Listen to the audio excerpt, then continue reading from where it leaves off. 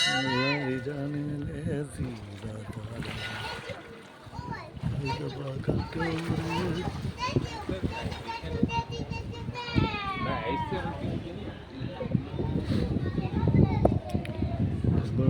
बन जाने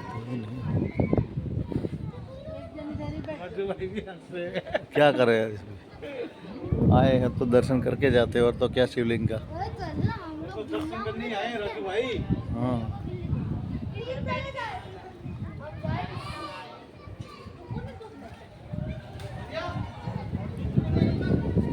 મિત્રો આ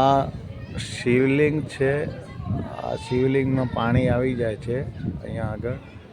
દરિયાનું અને અહીં લોકો બહુ આ મંદિરે દર્શન કરવા આવે છે